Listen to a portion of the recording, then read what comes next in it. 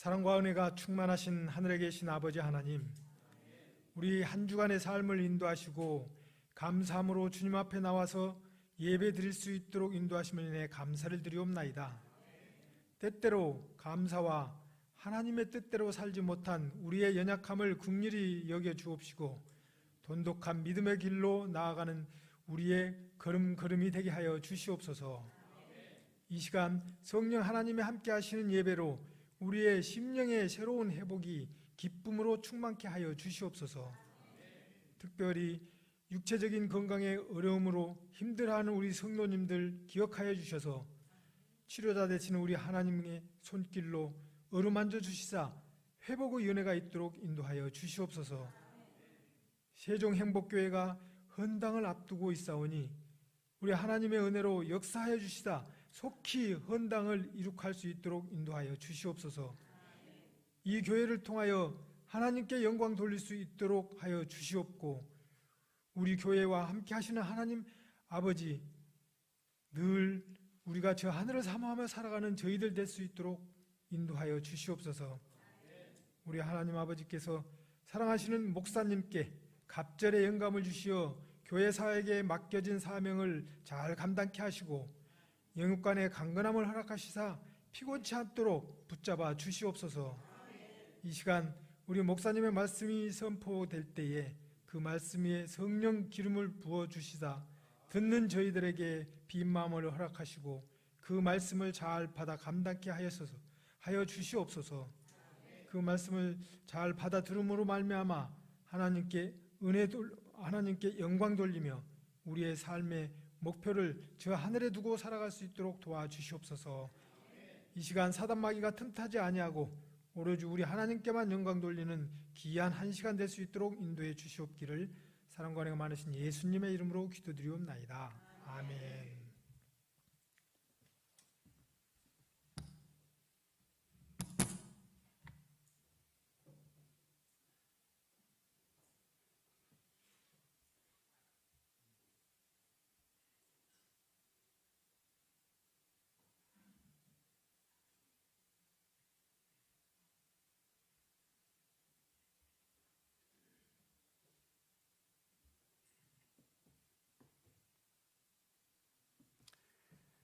안녕하십니까? 네, 행복한 안식일입니다. 우리 주변에 계신 분들하고 행복한 안식일입니다 하고 인사를 좀 나누시기 바랍니다.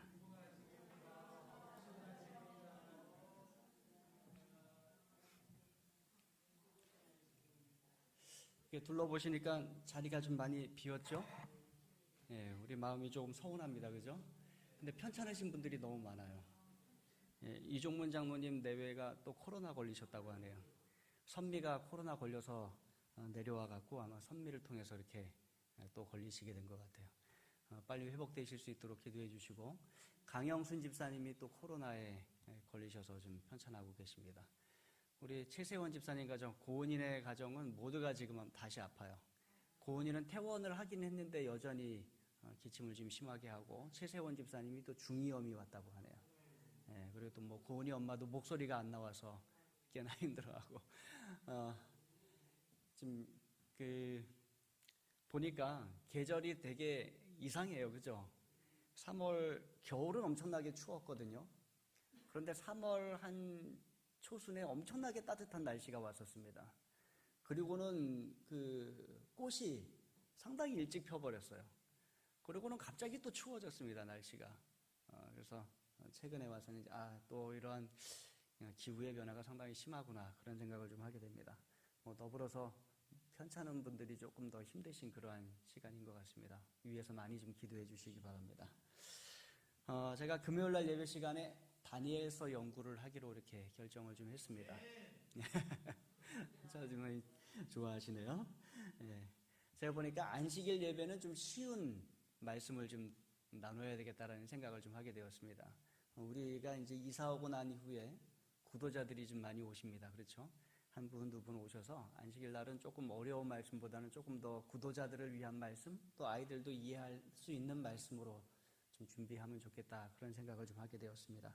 그러나 금요일 예배는 좀 우리 재림교회가 가지고 있는 특별한 기별들, 또 특별한 진리들, 그런 것을 좀 나눌 수 있는 그러한 시간으로 나누도록 하겠습니다. 화요일은 저녁 기도회 시간으로, 그래서 우리 모든 성도님들이 함께 할 수 있는 그런 기도회 시간으로 좀 예언의 신을 같이 읽고 또 같이 토론하고 하는 그러한 순서로 이루어지는 화요 기도회 순서로 이렇게 나누도록 하겠습니다. 신앙이 성장하려면 예배가 우리에게 참 중요합니다. 금요일날 예배도 중요하고 화요일날 예배도 중요하고 가장 중요한 것은 안식일 예배가 되겠습니다. 그래서 예배를 우리가 더 하나님 안에서 귀하게 기억해서 드리게 되기를 간절히 바랍니다. 내일 점심 식사 후에 1시 반에 직원회가 있겠습니다. 직원 되시는 분들은 목회실로 1시 반에 또 모여주시기 바랍니다. 1시에는 어린이, 학생, 영어 예배가 학생, 그 다음에 청년관에서 이렇게 진행이 됩니다. 참고하셔서 여러분들 공간 사용하시고 하는 것들에 또 참고하시기 바랍니다. 다니엘서 연구를 시작하면서 다니엘서 1장 1절로 7절에 있는 말씀 먼저 교독하도록 하겠습니다. 다니엘서 1장 1절로 7절입니다. 제가 홀수절, 성도님들이 짝수절, 7절은 함께 읽도록 하겠습니다. 유다왕 여호야김이 다스린 지 3년이 되는 해에 바벨론 왕 느부갓네살이 예루살렘에 이르러 성을 에워쌌더니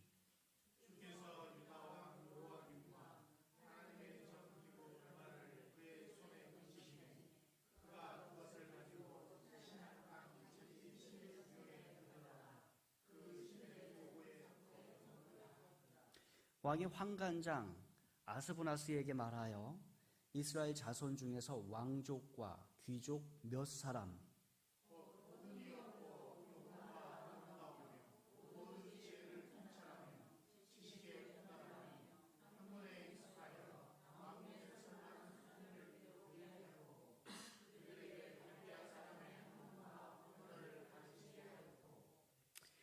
또 왕이 지정하여 그들에게 왕의 음식과 그가 마시는 포도주에서 날마다 쓸 것을 주어 3년을 기르게 하였으니 그 후에 그들은 왕 앞에 서게 될 것이더라.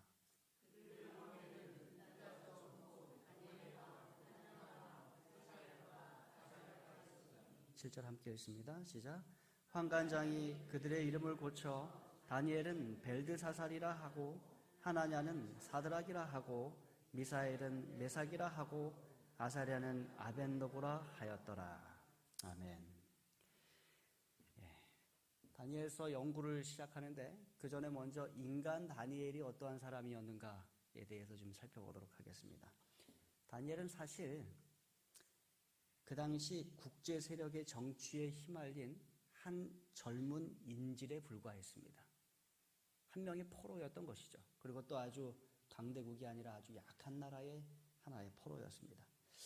그 당시는 전환의 시기였어요. 다니엘의 조국 유다는 여기에 위치했습니다. 여기가 유다가 있던 자리입니다. 근데 유다는 이게 지중해, 대해라고도 부르는 지중해이거든요. 지중해하고 또 여기는 사막이에요. 이 지중해와 사막 가운데 복도, 통로처럼 놓여있는 그 땅에 위치한 나라였습니다. 그래서 이 남쪽에는 애굽이, 그리고 이 북쪽에는 아시리아가, 이렇게 강대국들이, 또 이쪽에서는 바벨론이 이렇게 있어갖고 강대국들이 위치해서 늘 싸움을 하는 길목에 뭐가 있었던 거예요?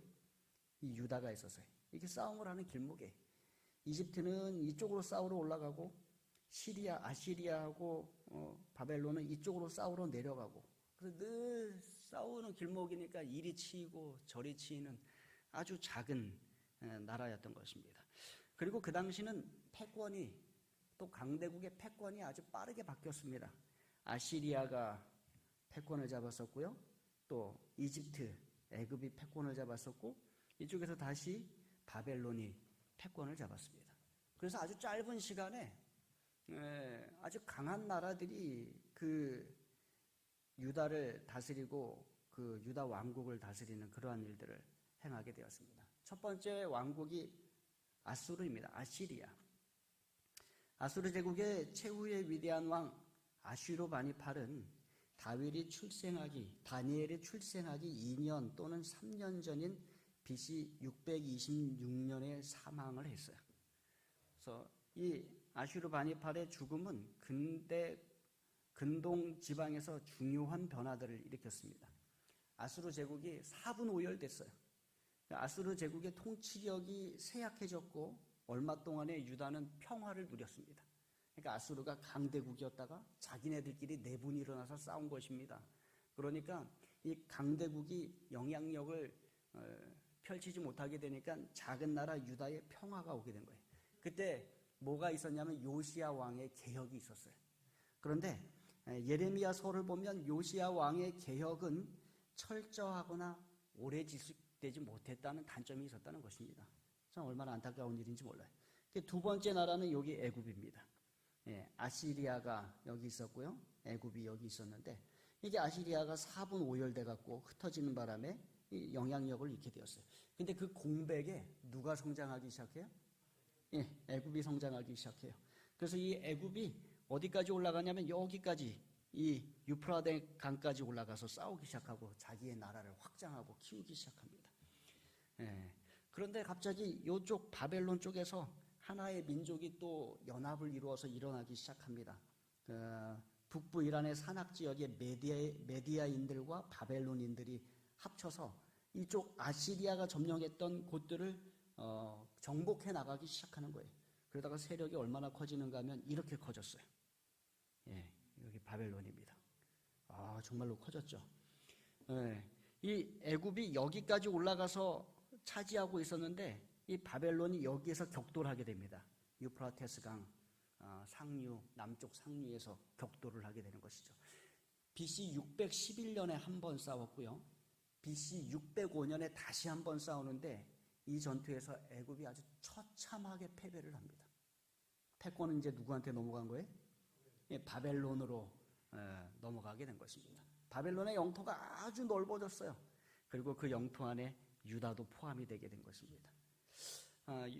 유다 왕 여호야김은 느부갓네살에게 저항하는 것이 허사라는 것을 깨닫게 되었어요. 워낙 강대한 나라였기 때문에. 그래서 항복을 하게 됩니다.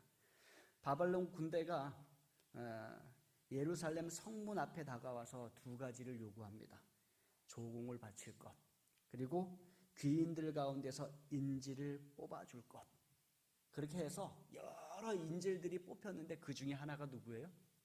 그게 다니엘이에요. 다른 사람들과 함께 인질로 뽑혔다는 것은 그가 훌륭한 청년이었다는 것입니다. 왜냐하면 인질로 잡아가는데 쓸모없는 사람을 잡아가지 않아요.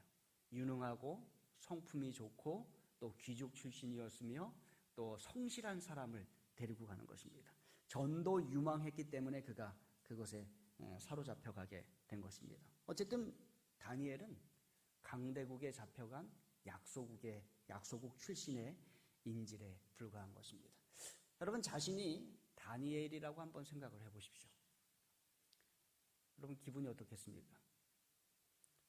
이제 막 나이가 18살이 되는 전도 유망한 청년이었어요. 인생의 모든 기회가 여러분들 앞에 다 열려 있습니다. 그런데 앞길에 갑자기 굴곡이 나타났어요. 여러분들이 고향과 고국을 떠나서 타국 말린 먼 땅까지, 먼 나라까지 가야 하는 상황이 발생한 것입니다. 그 가는 여정도 쉽지 않습니다.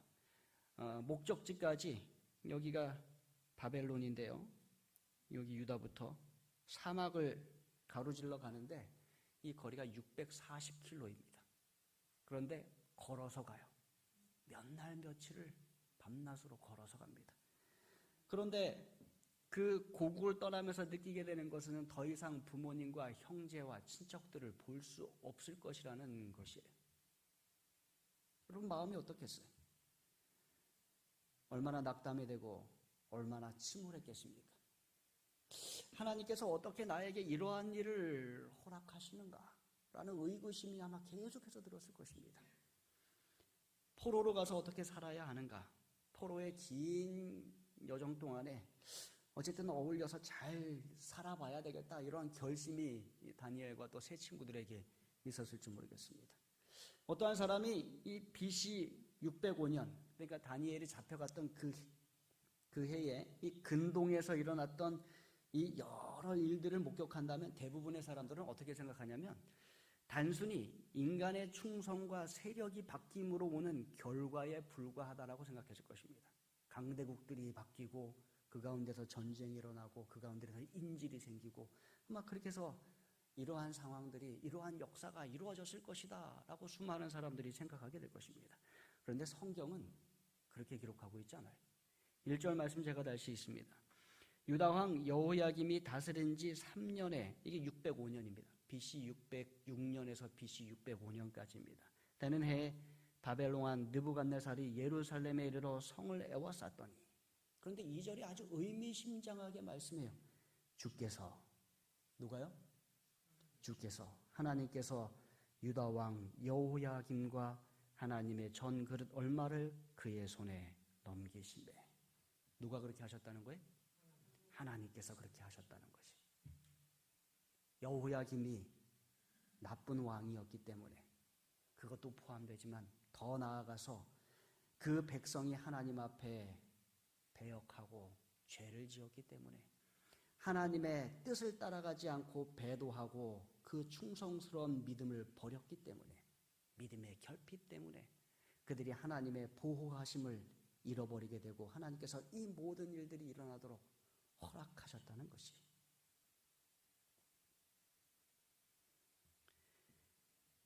그리스도인 역사관에 대해서 배울 수 있는 그러한 장면이 되는 것입니다. 왜 이러한 일이 나에게 나타나는가? 우리가 죄를 지었기 때문이라는 것이. 왕이 죄를 짓고 백성이 하나님을 떠났기 때문에 이러한 일이 일어났다는 것입니다. 그런데 이러한 안 좋은 상황 속에서도 하나님께 충실한 사람들이 있었어요. 다니엘과 그의 세 친구는 아주 충성스러운 믿음을 가지고 있던 사람들이었어요. 그런데 참 안타까운 것은 그들의 하나님에 대한 믿음이 그들이 포로로 잡혀가는 것을 막아주지 못했다는 것입니다. 그들을 지켜주지 못했어요. 오히려 그들을 더 혹독한 환경에 처하게 되었다는 것입니다. 어떻게 해야 할까요? 다니엘서를 다 읽고 우리가 발견하게 되는 것은 다니엘과 그의 세 친구들이 그 혹독한 시련의 때를 오히려 하나님께 대한 자신들의 믿음을 나타내는 기회로 삼았다는 것입니다. 그리고 그들을 통해 하나님은 그 여호와 하나님을 믿는 신앙을 이방 땅에게까지 크게 알리는 놀라운 기회로 만드셨다는 것입니다. 여러분, 우리에게 때때로 어려운 시절이 올 수가 있어요. 신앙이 여전히 견고하고 하나님을 신실히 믿을 때라도 뭐가 올 수 있어요? 시련이 올 수 있다는 것을 여러분 기억하시기 바랍니다. 그러나 다니엘과 그 세 친구들에게 우리에게 보여준 것처럼 그들의 용기와 믿음이 우리에게 모본이 되는 것처럼 우리가 그 어려운 때라도 하나님 앞에 신실히 남아있게 된다면 하나님은 그 어려운 때에서 우리를 구원하시고 우리를 사용하여 일하실 것이라는 그런 확신을 우리가 가지게 되기를 간절히 바랍니다. 다니엘의 삶을 다시 한번 정리해 보면요, 다니엘은 BC 7세기 후반에 태어난 것으로 여겨집니다. 대략적으로 BC 623년을 전후해서 태어난 것으로 보여요. 그의 생애 초기를 그는 예루살렘 혹은 그 근방에서 보내게 되었습니다. 다니엘 1장에 나오는 첫 번째 연대는 유다 왕 여호야김이 다스린 지 3년입니다. 이게 605년이에요. 우리나라로 역사로 보면 아직도 고조선에 있는 때이고요. 중국 역사로 보면 춘추 시대에서 전국 시대로 넘어가는 그러한 때였습니다. 그리고 다니엘서의 마지막으로 등장하는 연대는 10장 1절인데 바사왕 고레스 제3년입니다. 그것은 BC 536년에 해당하는 해예요. 그렇게 보면 다니엘은 포로로 잡혀가서 몇 년을 살았는가? 70년을 살았어요. 그의 삶이 90년의 삶이었습니다. 오래 살았습니까? 정말 오래 살았어요. 요즘 살았어도 짧지 않은 인생을 그가 살았습니다. 그런데 그 옛날에 얼마나 오래 그가 살았던 것입니까? 그런데 그의 전반부 약 18년의 삶을 어디에서 살았어요? 예루살렘 가까운 곳에 유다 땅에서 그가 살았어요. 그러나 대부분의 그의 인생은 어디에서 살았어요? 이국 땅에서 살았습니다. 70여 년의 삶을 이방 땅에서 살았어요. 예. 그렇게 보면 다니엘이 참 험난한 세월을 살았다라고 우리가 볼 수 있는데, 그러나 그곳 땅에서 다니엘은 하나님을 나타내는, 하나님을 전도하는, 그리고 하나님의 계시를 받아 그 역사와 미래를 알려주는 놀라운 계시들을 그 땅에서 펼쳐지게 되는 것을 우리가 보게 되는 것입니다. 느부갓네살이 43년 동안 통치를 했어요. 이것은 고대 왕들 가운데서 상당히 긴 통치 기간입니다. 느부갓네살 통치 기간 동안 다니엘은 아주 중요한 요직에 있었습니다. 그리고 느부갓네살 이후에도 그는 크게 쓰임을 받았습니다. 물론 잠시 물러난 듯 했으나 다시 바벨론이 멸망하고 페르시아 시대가 왔을 때 그는 다시 사용되게 되는 것을 보게 됩니다. 우리가 여기서 깨닫게 되는 것은 하나님께서는 신실한 자를 계속해서 사용하신다는 것이에요. 그래서 여러분, 우리에게 위기와 또 힘든 일들이 닥치더라도 언제나 하나님 앞에 신실하게 되기를 간절히 바랍니다. 또 하나 우리가 다니엘서를 통해서 보게 되는 것은 성경적인 역사관입니다.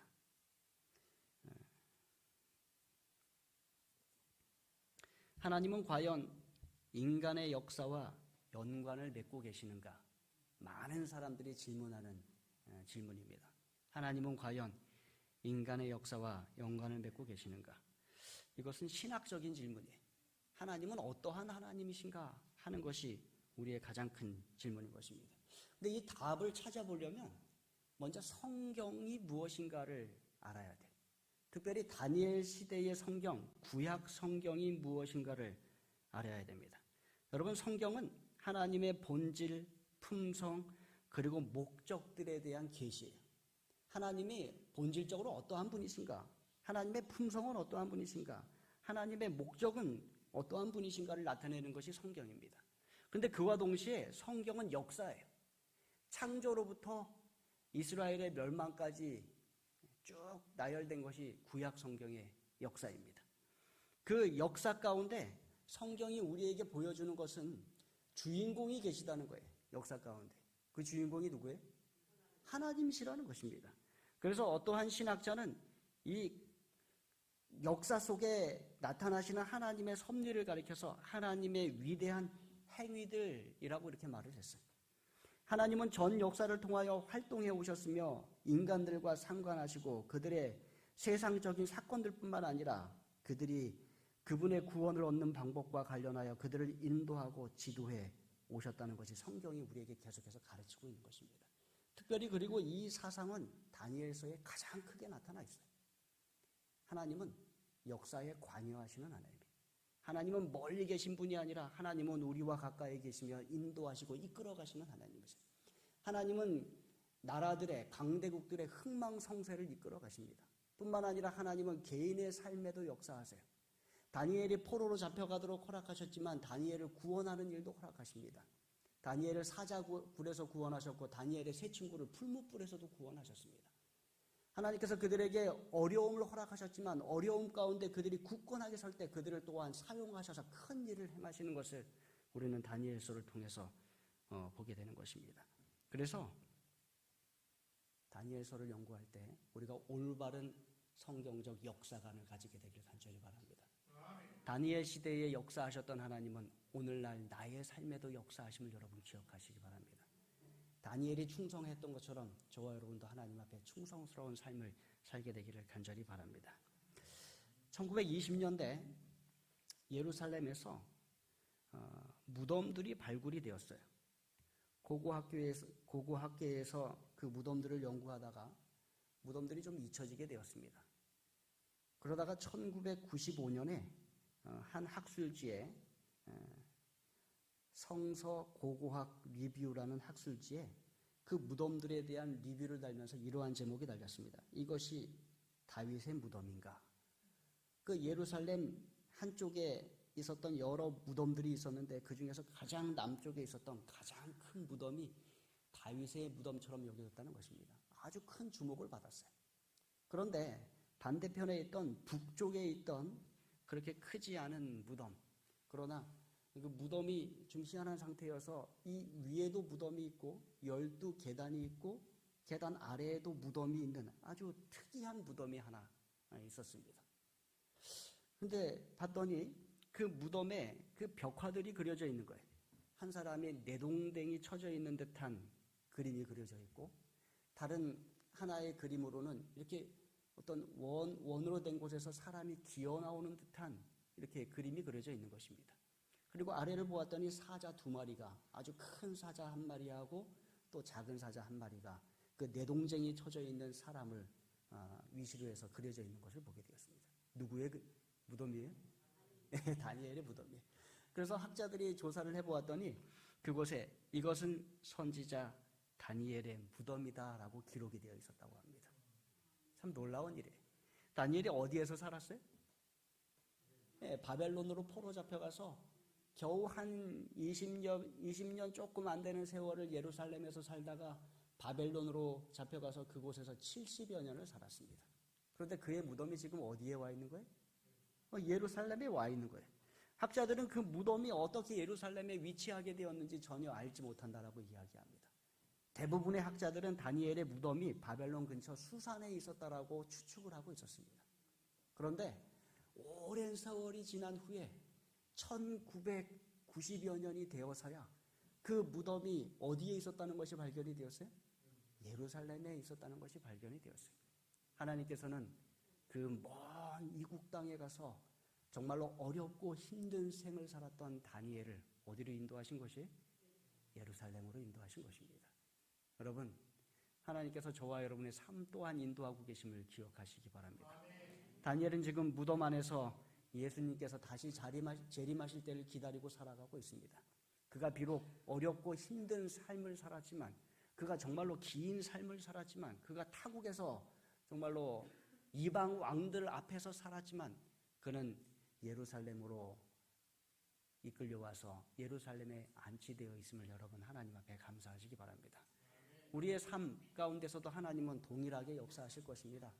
다니엘에게 역사하신 하나님, 우리의 삶에도 역사하실 것을 우리가 다니엘서 연구를 통하여 깨닫게 되기를 간절히 바랍니다.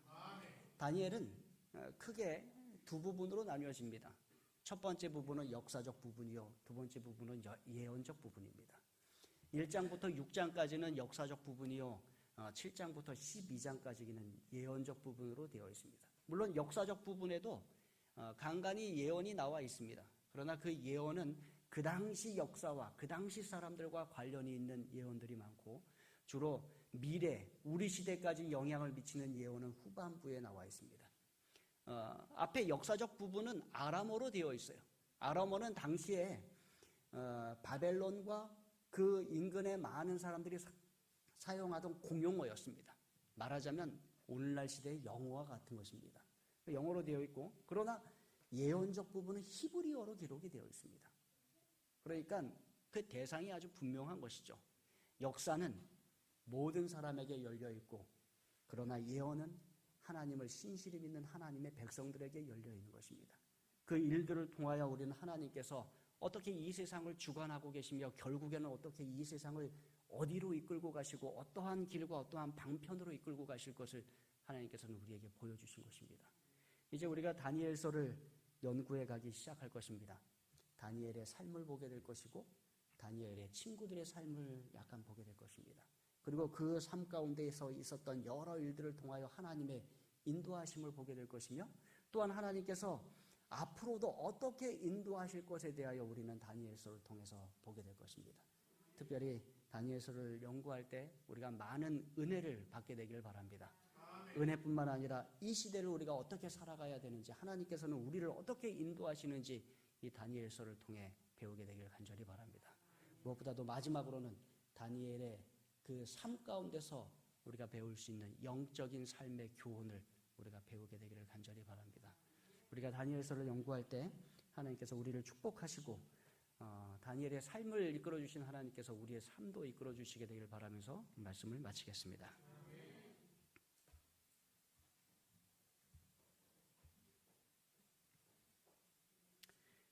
찬미가 559장 찬미하시겠습니다.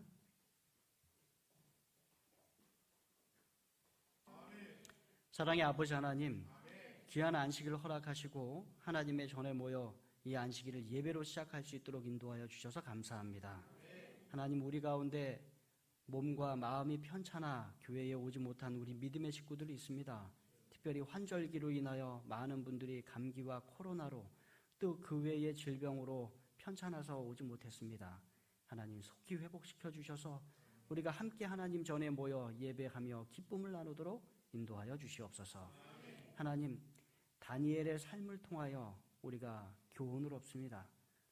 어려운 시기에도 충실했고 정말로 타국에 가서도 하나님 앞에 충실했던 그의 삶에 역사하신 하나님, 우리의 삶 가운데도 오늘 역사하여 주시옵소서.